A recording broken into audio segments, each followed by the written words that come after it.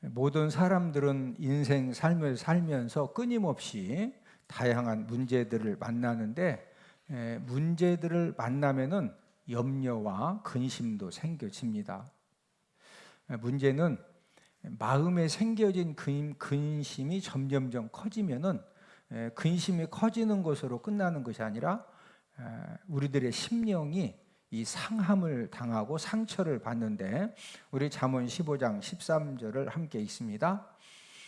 마음의 즐거움은 얼굴을 빛나게 하여도 마음의 근심은 심령을 상하게 하느니라. 저와 여러분들이 어떤 근심, 염려 때문에 우리들의 심령이 상함당하고 상처를 받으면은, 우리 몸에서 어떤 이제 현상이 나타나느냐면은, 머리끝에서 발끝까지 이제 모든 그 세포, 오장, 육부에서 안 좋은 물질들이 나오면서 이제 온몸의 세포와 신경과 근육이 약해지고, 이제 이런 부분들이 이제 병이 드는 이제 그런 후유증을 갖게 됩니다. 저와 여러분들이 인생 삶을 살면서 염려하고 근심하는 것보다 우리를 더 힘들게 하는 것이 있는데, 그것은 바로 온몸과 마음을 떨게 만드는 두려움과 공포입니다. 우리 시편 55편 5절을 함께 읽습니다. 두려움과 떨림이 내게 이르고 공포가 나를 덮어도다. 이 두려움과 이 떨림이라고 하는 것은 실과 바늘처럼 항상 함께 역사를 하는데, 우리 욥기 4장 14절을 함께 읽습니다. 두려움과 떨림이 내게 이르러서 모든 뼈마디가 흔들렸느니라. 저와 여러분들이 인생 삶을 살면서 어떤 두려움의 문제 때문에 우리들의 온몸이 이제 이 두려움으로 떨려지게 되면은 모든 뼈마디가 어떻게 된다는 거죠? 흔들린다는 거죠. 저와 여러분들이 두려움과 떨림에 붙들려서 너무 이렇게 무서우니까 나도 모르게 모든 뼈마디가 흔들려지면은요, 이제 결국에는 이제 거기에서 이제 골수암이 생겨지고 여러 가지 심각한 근데 그런 이제 질병이 우리가 붙들려 질 수가 있는 겁니다. 부모님들이 일찍 돌아가셔서 외롭게 성장한 두 사람이 이제 교회 청년부에서 만나서 서로 이렇게 이제 성경 공부를 하고 또 함께 프로그램 흐르는 가운데, 남자나 여자나 서로 어렸을 때 부모님들이 다 돌아가셔서 외롭게 힘들게 성장을 했기 때문에 서로가 서로를 잘 이해를 하고 그러는 가운데 대화가 통하고 또 두 사람이 사랑을 해서 결혼을 했습니다. 하나님이 사랑하는 딸도 허락해 주셔서 행복한 가정 생활을 이제 하고 있었는데, 딸이 5살 되었을 때 엄마가 차량 사고로 갑자기 죽은 거예요. 그래서 남편이 양가 이제 그 부모님들도 안 계시고 친척들도 많지 않기 때문에 이제 힘들게 장례식을 마치고 어린 딸을 데리고 이제 방에 들어왔는데, 5살 된 딸은 엄마가 죽은 것이 무엇인지 잘 모릅니다. 어린 딸을 쳐다보니까 목이 메어서 이 아빠가 말도 잘 안 나오는 거예요. 그런데 갑자기 이제 온 집안에 전기불이 다 나갔습니다. 두꺼비 집이 지하실에 있어서 분명히 이제 그 차단기에 문제가 생겼을 것이니까 어린 딸을 방에 두고 이제 확인하러 가려고 아빠가 일어섰는데, 어린 딸이 혼자 있기가 무서우니까 자기를 데리고 가라는 겁니다.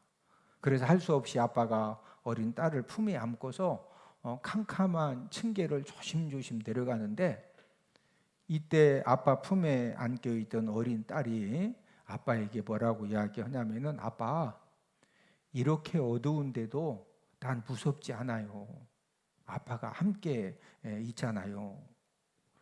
그 어린 딸이 아빠 품에 안겨서 아빠에게 이렇게 이야기를 할 때, 그 순간 아빠는 그 아내를 갑자기 교통사고로 잃어버린 것 때문에 슬픔과 염려와 또 어린 딸과 어떻게 살아야 될지 많은 그 두려움에 잊고 있었던 하나님이 떠오른 겁니다. 아빠는 5살 된 딸에게 이렇게 말했다고 합니다. 딸아, 엄마를 잃은 우리는 참으로 캄캄한 어두움을 느끼고 있지만 하나님 아버지가 우리와 함께 계셔서 하나님 아버지가 우리를 도와주시고 우리를 책임져 주실 것이다. 아내를 잃고 슬픔과 염려와 장래에 대한 두려움이 이 임마누엘 하나님, 그 아빠가 잠깐 잊고 있었지만은 그 아빠와 어린 딸과 함께 동행하시고 함께 하시는 그 임마누엘 하나님을 생각한 순간에 이 아빠 마음에 평안함과 이 담대한 마음으로 바뀌어진 겁니다. 아내가 5살 어린 딸을 남겨두고 갑작스런 교통사고로 세상을 떠난 후에 가장 큰 슬픔과 염려와 두려움의 상황일 때 그 5살 된 그 어린 딸이 아빠 품에서 아빠, 이렇게 어두운데도 난 무섭지 않아요. 아빠가 함께 있으니까요.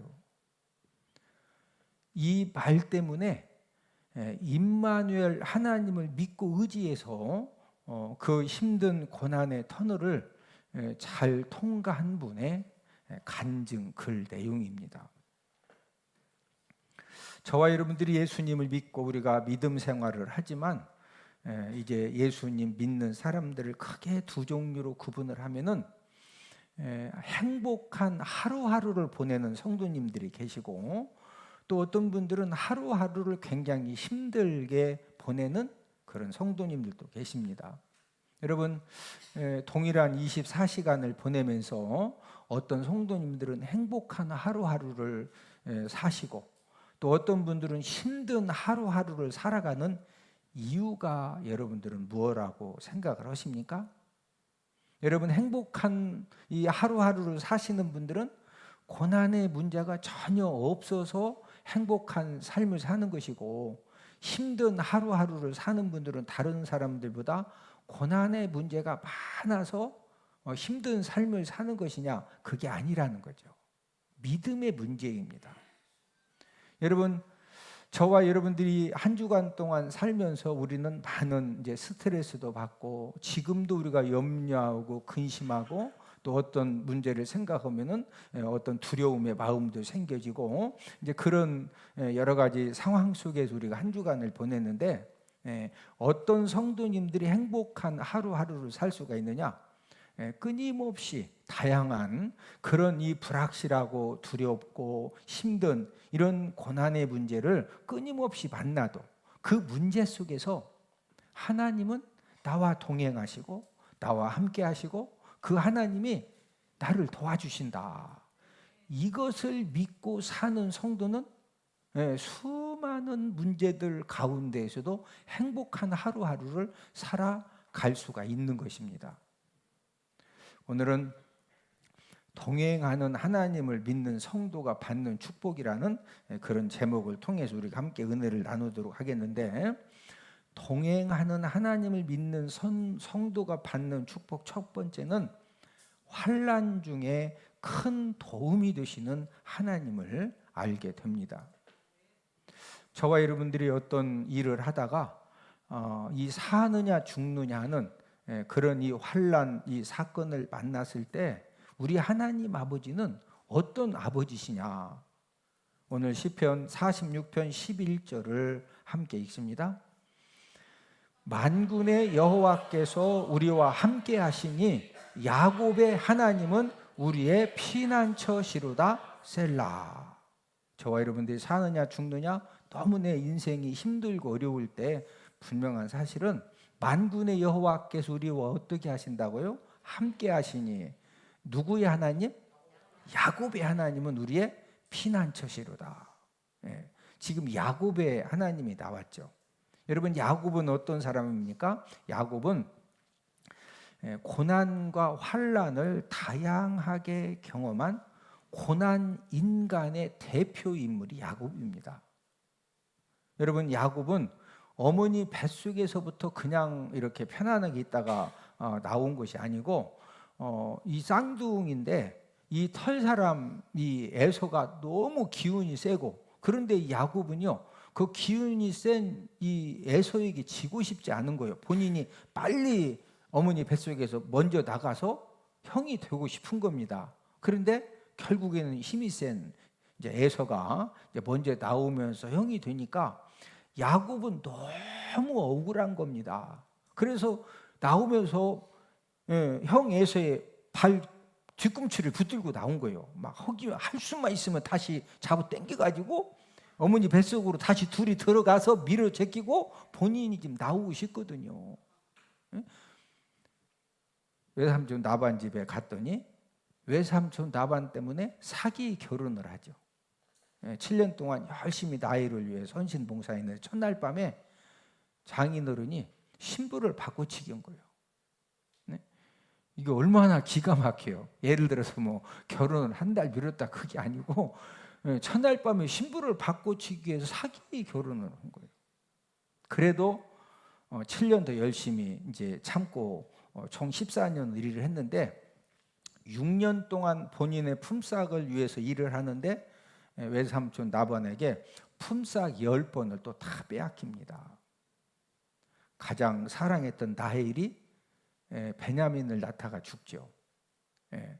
또 이제 12명의 아들들을 잘 이제 그 야곱이 키우는데 이제 이 라헬의 이 분신이 요셉이기 때문에 요셉을 사랑한 것 때문에 10명의 아들들이 요셉을 애굽에 이제 팔고서 아버지를 깜짝까지 속입니다. 요셉이 죽었다고. 그래서 진짜 이 야곱은요 그 사랑했던 라헬이 죽고 그 라헬의 분신인 요셉이 진짜 죽은 줄 알았어요. 이런 야곱이 요셉이 애굽의 국무총리가 된 것 때문에 이제 이 바로 왕을 만나게 되었는데 바로 왕이 야곱에게 뭐라고 질문을 하느냐? 네 나이가 얼마냐? 이렇게 이제 질문을 하는데 우리 창세기 47장 8절 9절을 함께 읽습니다. 바로가 야곱에게 묻되 내 나이가 얼마냐? 야곱이 바로에게 아뢰되 내 나그네의 길의 세월이 130년이니이다. 내 나이가 얼마 못되니 우리 조상의 나그네 길의 연조에 미치지 못하나 험악한 세월을 보내었나이다 하고, 야곱이 몇 년 살았다는 거죠? 130년 살았다는 거죠. 근데 130년 살았는데 마지막 줄에 보니까 무슨 세월을 보내었다? 험악한 세월. 진짜 야곱은요 고난 인생의 이 대표 인물입니다. 정말로 험악한 세월을 보냈는데 여러분들이 생각하실 때 야곱 인생 중에 가장 이 두려움과 이 공포의 터널을 통과한 때가 언제인 것 같아요? 이 야곱 인생에 가장 막 두렵고 이 공포 때문에 내가 어떻게 해야 되느냐, 어찌할 바를 몰랐던 때가 언제냐면요, 눈이 안 보이는 아버지를 속이고 형 에서가 받아야 될 장자 축복을 가로챘습니다. 이것 때문에 형 에서가 막 너무 분하고, 그래서 이제 이 동생 야곱을 이제 실제로 죽이려고 했거든요. 우리 창세기 17장 41절을 함께 읽습니다. 그의 아버지가 야곱에게 축복한 그 축복으로 말미암아 에서가 야곱을 미워하여 심중에 이르기를 아버지를 곡할 때가 가까웠은즉 내가 내 아우 야곱을 죽이리라 하였더니, 이 에서가요 너무 분한 거예요. 이 결정적일 때 이 장자 축복을 이제 동생 야곱이 다 속여서 가져간 것 때문에, 그래서 기회만 되면은 내가 내 아우 야곱을 뭐하리라? 죽이리라. 혼내준다, 죽이겠다. 진짜 죽이려고 했거든요. 지금 에서가 야곱을 죽인다라는 말이 어머니 리브가에게 들리니까 어머니가 딱 보니까 진짜 아들 에서가 진짜 동생 죽이거든요. 그러니 야곱을 도망을 시킵니다. 우리 창세기 7장 42절을 함께 읽습니다. 맏아들 에서의 이 말이 리브가에게 들림에 이에 사람을 보내어 작은 아들 야곱을 불러 그에게 이르되 내 형 에서가 너를 죽여 그 한을 풀려 하니. 진짜 형 에서가 야곱을 죽이고 무엇을 풀려고 한다? 한을. 우리가 이제 뉴스에 보면은 대기업의 자녀들이 아주 화목하게 재산 분배를 잘해요. 그냥 99.9%가 다 자녀들이 재판해요. 재판하죠.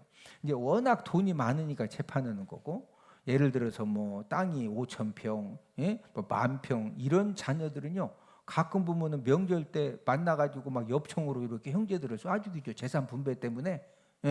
그러니까 이 에서도 이 야곱이 장자 축복을 다 가져가니까 막 너무 그것 때문에 상처가지고 이 마음에 한이 된 거야. 한이. 내가 절대 야곱 그냥 안 둔다. 내가 죽인다. 그러니까 이제 리브가가 야곱을 불러서 또 빨리 도망쳐라. 그런데 이제 이 도망을 쳐야 되겠는데, 이제 멀리 여행을 가기 위해서 물도 준비하고 양식도 준비하고 그다음에 뭐 이렇게 돈도 좀 챙기고서 출발하면은 에서가 다 첩자 풀어놨거든요. 동생 야곱의 동태를 다 파악을 하려고. 여러분 그 에서 야곱 그 이삭하니까 이렇게 뭐 우리처럼 이렇게 무슨 뭐 30명 40명 데리고 있는 것이 아니라 아브라함 때 집에서 훈련한 군인이 318명이죠. 그 군인들 이삭이 다 데리고 있고, 여러분 그 집안이 어마무지합니다. 그러니까 이 에서가 이 첩자들을 다 풀어서 동생 어떻게 하는지 다 동태를 다 정탐시켜가지고 다 보고받고 있거든요. 그러니까 이 야곱이 어떻게 해서든지 도망을 쳐야 사는데, 그러다 보니까 도망칠 때 형을 속이려고 아무것도 가져가지 못하고 지팡이 하나만 덜렁 갖고 요단을 건넌 겁니다. 우리 창세기 32장 10절을 함께 읽습니다. 내가 내 지팡이만 가지고 이 요단을 건넜더니 지금은 2때나 이루었나이다. 지금 뭐 이렇게 외삼촌 나번 집으로 도망하는데 얼마 재산을 챙겨가느냐, 그게 중요한 것이 아니라 당장 형 에서의 이 살인의 칼을 피하는 것이 최고 급선무기 때문에, 그래서 뭐 하나만 달랑 들고 도망쳤다? 지팡이. 그러니까 에서가 보고를 받았는데 동생 야곱이 지팡이 하나 들고 어디 잠깐 가니까 그냥 이렇게 잠깐 갔다 올 줄 알았죠. 그런데 이제 도망을 친 겁니다.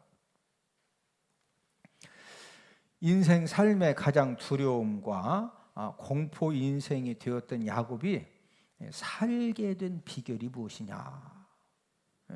여러분 우리가 창세기 28장에 보면 야곱이 도망을 쳤는데 첫날 밤 잠을 잘 때 원래 여관이나 여인숙에서 자야 되는데, 형님이 자객을 풀어가지고 언제 자기를 죽일지 모르니까 그 여관 여인숙에도 못 자고 들에서 돌베개를 베고서, 왜 형님이 어디 있는지 무슨 뭐 그 발신 추적기가 있는 것도 아니고 그래서 이제 들에서 돌베개를 베고 잠을 자면서도 야곱이 너무 무서운 거예요. 왜? 아무것도 없이 지팡이 하나 들고 덜렁 도망을 치는데 막 진짜 너무 앞이 캄캄하죠. 이때 야곱이 동행해 주시는 하나님을 만납니다. 우리 창세기 28장 15절을 함께 읽습니다. 내가 너와 함께 있어 내가 어디로 가든지 너를 지키며 너를 이끌어 이 땅으로 돌아오게 할지라. 내가 내게 허락한 것을 다 이루기까지 너를 떠나지 아니하리라 하신지라.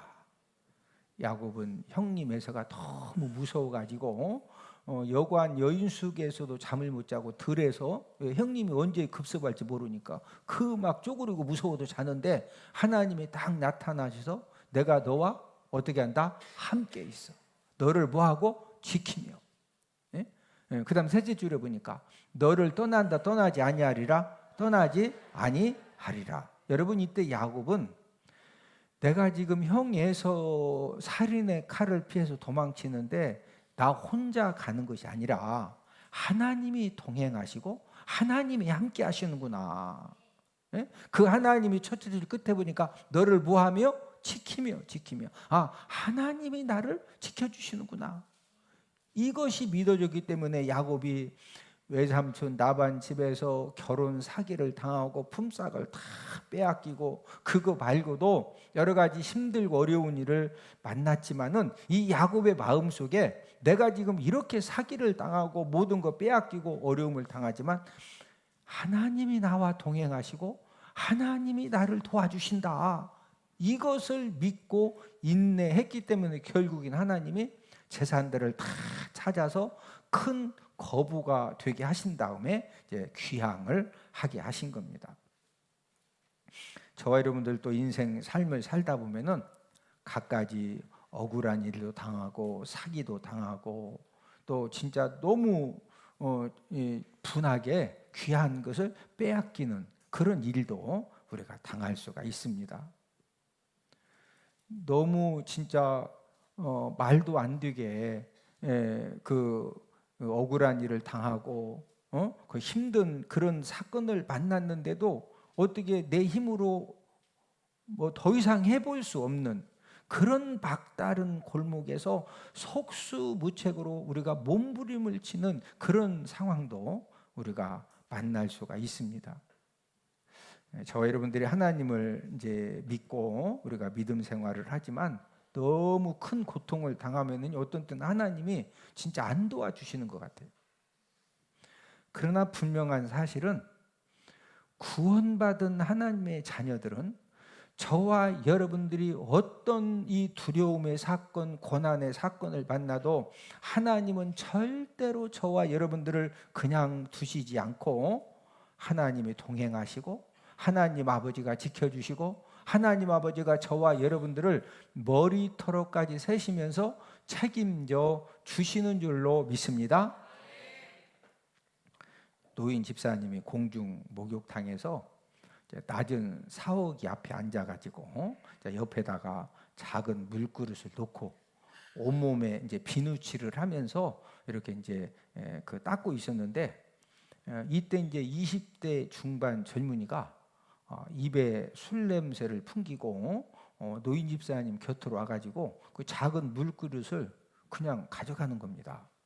그래서 이제 노인 집사님이 점잖게 여보게 젊은이 그것은 내가 사용하던 것이라고 이렇게 돌려달라고 이렇게 이제 점잖게 이제 말을 했는데 이 젊은이가 노인 집사님의 이제 위아래를 이렇게 훑어보더니 술 냄새를 풍기면서 아무나 쓰면 되는 것이지 무슨 잔소리냐 이제 건방진 태도로 이렇게 이제 말을 하는 겁니다.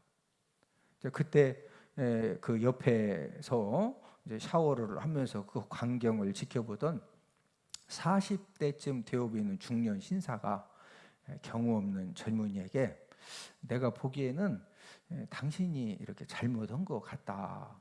저 어른이 먼저 사용하던 것을 말없이 가져가는 것은 경우가 이렇게 틀린 것 같다고 이렇게 점잖게 말을 했는데 이 술 냄새를 피우던 이 젊은이가 당신이 누군데 남의 일에 참견이냐 하면서 이 40대 중년 신사의 뺨을 그냥 갑자기 막 후려치는 거예요. 그러니까 이제 노인 집사님은요 이 40대 중년 신사에게 너무 미안한 겁니다. 왜 그러냐면은 자기를 도와주다가 이 점잖은 분이 이제 뺨을 맞는 이제 그 욕을 당했기 때문에 또 한편으로는 뭐가 그렇게 불안하냐면은 지금 자기 자신과 중년 신사에게 못되게 한 젊은이가 대단한 권력과 높은 지위를 가지고 있으면은 그 다음부터 어떻게 되는 거지? 좀 괜히 불안한 거예요. 중년 신사와 젊은이는 목욕을 다 마친 다음에 이야기를 하자 이렇게 이제 합의를 하고서 더 이상 이제 말다툼이나 언쟁도 하지 않고 제각 이제 목욕을 이제 세 명이 다 마쳤습니다. 이제 목욕을 다 마치고 탈의실에 가서 옷을 입기 시작을 하는데 이제 아직도 노인 집사님은 굉장히 불안한 겁니다. 이 사납게 굴던 이 젊은이가 대단한 사람이 이것도 중년 신사가 또 어려움 당하잖아요. 그래서 이제 하여튼 눈치를 보면서 옷을 입는데 이 사납게 굴던 젊은이는 옷 입은 것을 보니까 중위 계급을 단 장교입니다. 40대 중년 신사도 옷을 입었는데 옷 입은 걸 딱 보니까 대령 계급을 탄 고급 장교예요. 그 대령은 그 지역 모든 부대를 총괄하는 총관할하는 헌병대 대장입니다. 그 대령은 여러분 헌병대 대장 정도 되면 포스가 있습니다. 예? 아무 말 없이 밖으로 나가서 찌푸차 안에서 대기 중인 상사에게 이 젊은 장교가 너무 지나친 행동을 하니까 부대에 데리고 가서 훈계 좀 해주라고. 예, 이 사납게 굴던 젊은 장교는 기가 질려가지고 이 창백해진 얼굴로 이 헌병대 이제 찌푸차에 올라탄 거예요. 그리고 이제 출발을 합니다. 그때서 이 노인 집사님은 마음이 놓여진 거예요. 예? 저와 여러분들의 인생 삶을 살다 보면 노인 집사님처럼 노인 집사님이 이 샤워실에서 아무 잘못된 거 없잖아요. 예? 이렇게 점잖게 내가 쓰던 그릇이니까 달라고 했더니 막 이렇게 술을 좀 마셔가지고 함부로 하고 이런 것은 뭐 큰 사건은 아니지만 저와 여러분들이 인생을 살다 보면은요, 나는 진짜 바르게 열심히 잘했는데 정말로 이렇게 좀 고약한 사람 만나면은 우리가 말도 안 되는 이제 고통과 이제 어려움을 당할 수가 있는데 중요한 사실은 저와 여러분들이 감당할 수 없는 그런 어떤 큰 환난을 만났을 때 하나님은 저와 여러분들의 큰 도움이 되어 주시는 줄로 믿습니다. 오늘 본문 시편 46편 1절을 함께 읽습니다. 하나님은 우리의 피난처시요 힘이시니 환난 중에 만날 큰 도움이시라. 저와 여러분들이 감당할 수 없는 그런 큰 환난을 만나면은 그때 하나님은 어떤 분이시다? 큰 도움이 되십니다. 그 하나님은 어떤 분이십니까? 그 하나님은 우리와 함께 동행하시는 분이시죠. 오늘 본문 7절 함께 있습니다. 만군의 여호와께서 우리와 함께 하시니 야곱의 하나님은 우리의 피난처시로다. 셀라. 우리와 함께 하시는 만군의 여호와 하나님, 우리의 뭐가 되신다? 피난처가 되신다. 하나님은 저와 여러분들의 영원한 피난처가 되시는 분입니다. 우리가 인생을 살다가 내가 감당할 수 없는 환난과 고난과 억울한 일, 힘든 일, 상처받는 일, 여러 가지 감당할 수 없는 그런 이 사건 상황을 만났을 때 피난처 되신 하나님이 저와 여러분들에게 하나님이 나에게 와서 피하라는 거죠. 그러면 하나님이 감당할 능력도 주시고 때로는 사람을 통해서도 도와주시고 때로는 하나님이 지혜도 주시고 피난처 되신 하나님에게 피하면은 하나님이 능히 저와 여러분들이 이길 수 있도록 책임져 주시는 줄로 믿습니다. 동행하는 하나님을 믿는 성도가 받는 축복 두 번째는 여호와 하나님의 행적을 볼 수 있습니다. 오늘 본문 8절의 이 행적은 여호와 하나님의 행하신 기적을 의미하는데 본문 8절을 함께 있습니다. 와서 여호와의 행적을 볼지어다. 그가 땅을 황무지로 만드셨도다. 하나님과 동행하는 사람들은 일상생활 가운데 역사하시는 하나님의 기적의 손길을 보게 됩니다. 그래서 와서 여호와의 행적을 볼지어다 이렇게 말씀을 하신 겁니다. 지금도 하나님은 저와 여러분들의 삶 속에서 반석에서 샘물 나는 것과 같은 그런 기적의 사건들을 우리에게 허락해 주시고 또 실제적으로 각종 암병 환자들이 치료함 받고 진짜 사람의 힘으로 감당할 수 없는 그런 여러 가지 문제들을 하나님의 도우심과 은혜로 이렇게 해결받는 그런 사건들이 얼마나 많이 일어나는지 모릅니다. 현대 많은 신학자들이 이제 그 신학적으로 우리 모든 교회에 어려움을 준 부분은 성경에 기록된 기적들을 현대 신학자들은 거의가 부인을 합니다. 왜 부인을 하느냐? 이 과학 상식에 어긋나기 때문에 아니 어떻게 사람이 무리를 걷냐? 아니 어떻게 나면서부터 안진뱅이 근육과 신경 세포가 다 이제 치유되어서 걷고 뛸 수가 있느냐? 이것은 설화, 신화지 절대 그런 일이 이제 일어날 수가 없다. 이제 이렇게 이제 성경을 해석을 합니다. 그래서 성경 내용 중에 과학 상식에 맞는 씨 뿌리는 비유는 받아들여요. 뭐 씨를 뿌렸더니 길가에, 돌밭에, 가시밭에, 좋은 땅에 이런 것은 오케이. 그러나 이제 무리를 걸었다, 나면서 안진뱅이를 고쳐, 이것은 사실이 아니고 설화 신화다. 이렇게 하나님 말씀으로 이제 받아들이지를 않습니다. 받아들이지 않는 것까지는 좋은데 이런 신학자들이 이제 교회 성도들에게도 많은 이제 영향을 자꾸 이제 미치는 겁니다. 이제 그러다 보니까 이런 신학자들에게 영향을 받은 사람들은요, 항상 성경을 읽을 때도 이렇게 어떤 기적 사건이 있으면 이것을 하나님의 말씀으로 믿는 것이 아니라 설화, 신화라고 이렇게 이제 생각을 하니까 어떤 문제가 생겨서 하나님의 기적이 필요할 때 기적이 하나님의 기도를 할 것 같아요? 못 할 것 같아요? 못 하는 거예요. 왜? 자꾸 머릿속에 이건 설화 신화지 어떻게 사람이 무리를 걷고 나면서부터 안진뱅이가 이건 말도 안 된다. 이렇게 하다 보니까 이제 많은 이제 문제들이 생겨졌습니다. 그래서 실제적으로 이제 구라파에 이제 많은 교회들, 유럽 교회들이 어떤 지금 그 상황에 빠졌느냐면요, 신학자들이 다 유럽에 독일, 영국, 프랑스 이제 이런 데서 이제 훌륭한 신학자들이 많이 배출이 되어졌는데 모든 것들을 다 하나님의 기적을 부인하고 이제 설화 신화라고 이렇게 하다 보니까 지금 유럽에 그렇게 웅장한 교회들이 교인들이 20명, 30명밖에 안 돼요. 그것도 이제 노인 교인들만 있는 거예요. 여러분, 이 교회가 운영되려면요, 교회는 전기세도 공짜죠. 가스도 공짜로 다 국가에서 대주죠. 교회는 물도 공짜로 쓰죠. 교회니까 교회가 착한 일이니까 그래도 좋은 일 많이 하니까 다 공짜죠. 공짜예요? 다 내요?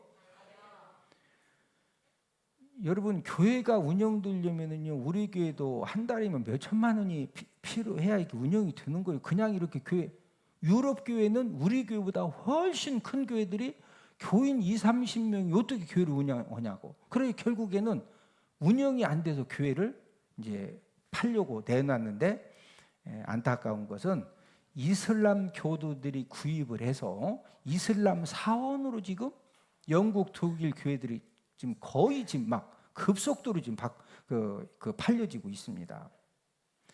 이렇게 되어진 가장 큰 이유는 신학자들이 이 하나님의 성경에 둔 기적을 그냥 진짜 기적으로 자꾸 믿었다, 설화 신화로 자꾸 가르쳤다, 설화 신화로. 여러분, 하나님의 기적은 지금도 계속 일어나고 있습니다. 저와 여러분들이 하나님의 동행하심을 믿고 또 하나님의 능력을 믿고 하나님의 기적과 도우심을 구하는 자에게는요, 지금도 하나님이 얼마나 많은 기적들을 통해서 살아 계심을 우리에게 체험하게 하시는지 모릅니다. 조지 물러는 세계적으로 알려진 고아의 아버지인데 고아의 아버지보다도 기도의 사람으로 더 알려진 사람입니다. 캐나다의 퀘벡에서 연설 초청을 받고 영국에서 배를 타고 이제 출발을 했는데 대서양을 횡단하던 배가 도착 하루를 남기고 갑자기 배가 멈추었습니다. 뮬러가 놀래가지고 선장실로 내려가서 선장님에게 왜 갑자기 이렇게 항해하다가 멈추어 섰느냐 이렇게 물어봤더니 이 선장님 대답이 지금 봐라. 짙은 안개가 갑자기 생겨졌는데 이 상황에서 항해를 더 하다가는 여러분 이 배가 막 마음대로 가는 것이 아니라 우리 도로 운전할 때 우리 도로 4차선, 2차선, 8차선 가듯이 배도 항해하는 이 뱃길이 있습니다. 거기를 가야 돼요. 만약에 다른 데로 가면은요 이 바닷속에 큰 산도 있고 해서 배가 막 산에 부닥치면은 밑판이 다 깨져서 다 죽는 겁니다. 그러니까 이게 보여야 가는 거지 안 보이면 못 가거든요. 그래서 선장 대답이 이렇게 지금 갑자기 안개가 생겼기 때문에 지금 수십 년 내가 지금 선장 생활을 하고 있는데 이 정도의 안개면은 일주일을 지나야 안개가 거친다. 그래서 안개가 거칠 때까지는 배가 멈춘 상태에서 무조건 기다려야. 여기서 잘못 배가 움직이다가는 잘못 우리 다 죽는다. 이 말을 들은 뮬러는 그 선장님에게 나는 이틀 후에 캐나다 퀘벡에서 연설하기로 되어 있는데 그 약속을 지키려면 지금 당장 배가 출발해야 그 약속을 지킬 수가 있는데 하나님이 연설하도록 정해 주셔서 제 시간에 하나님이 틀림없이 도착하게 해줄 것이다.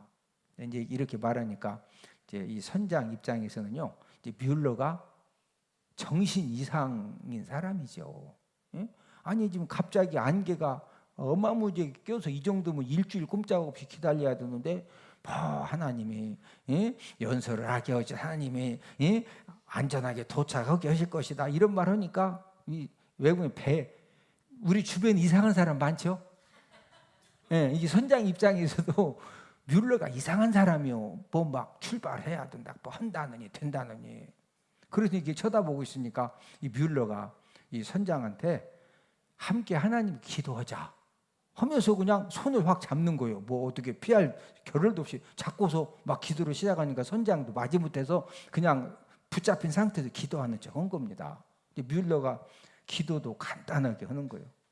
하나님, 퀘벡에서 이틀 후에 연설을 해야 되는데 항해를 시작할 수 있도록 하나님께서 이 모든 안개를 걷어주세요. 예수님의 이름으로 기도드렸습니다. 아멘. 기도를 마치더니 뷰러가 선장 보고 갑판 위를 가자는 거예요. 근데 사람이 이런 게 있어요.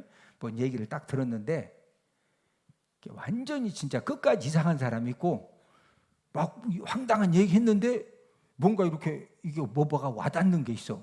이해되시죠?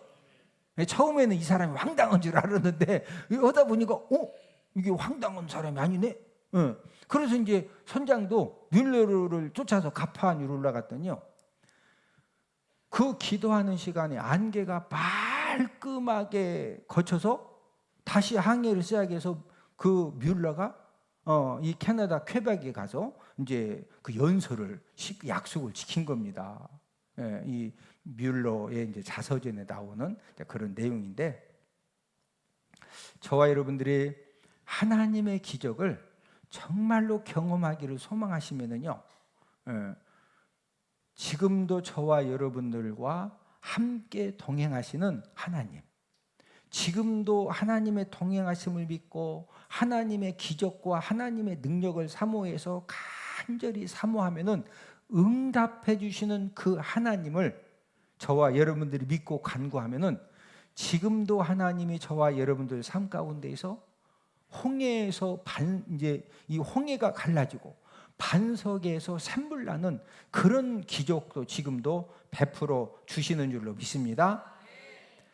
저와 여러분들 인생 삶을 살면서 내가 이제 원하던 원하지 않던 예측을 했던 하지 못했던 갖가지 두려움 상황을 우리는 끊임없이 우리가 이제 만나면서 살아가는데 이제 그 말씀이 오늘 본문 2절 3절이죠. 우리 오늘 본문 2절 3절을 함께 읽습니다. 그러므로 땅이 변하든지 산이 흔들려 바다 가운데 빠지든지 바닷물이 솟아나고 뛰놀든지 그것이 넘침으로 산이 흔들릴지라도 우리는 두려워하지 아니하리로다. 셀라. 갑자기 땅이 막 갈라지고 변해요. 건물들이 무너지고 막 산이 흔들리더니 바다 가운데 막 빠져. 바닷물이 막 솟아나고 뛰놀고 막 광풍이 파도가 노를 일어가지고 막 산이 그 물이 넘쳐서 막 산으로 흔들어놔. 우리가 인생 삶을 살다 보면은 진짜 막 우리가 너무 놀랄 일을 만나잖아요. 우리가 만날 수 있거든요. 중요한 것은 우리가 꼭 한 가지 기억하고 돌아가기 원하는 것은 저와 여러분들이 어떤 두려움의 사건 상황을 만나도 하나님 아버지는 항상 저와 여러분들과 동행해 주시는 줄로 믿습니다. 나와 동행하시고 나를 끝까지 도와주시고 저와 여러분들이 하나님의 도우심을 구하기만 하면은 끝까지 도와주시는 그 하나님을 믿고 의지하면은 하나님이 감당할 능력을 주시든지 아니면 도와줄 사람을 허락해 주시든지 아니면 하나님이 환경을 바꿔주시든지 어떠한 방법을 통해서라도 저와 여러분들을 지켜주시고 도와주시고 책임져 주시는 줄로 믿습니다.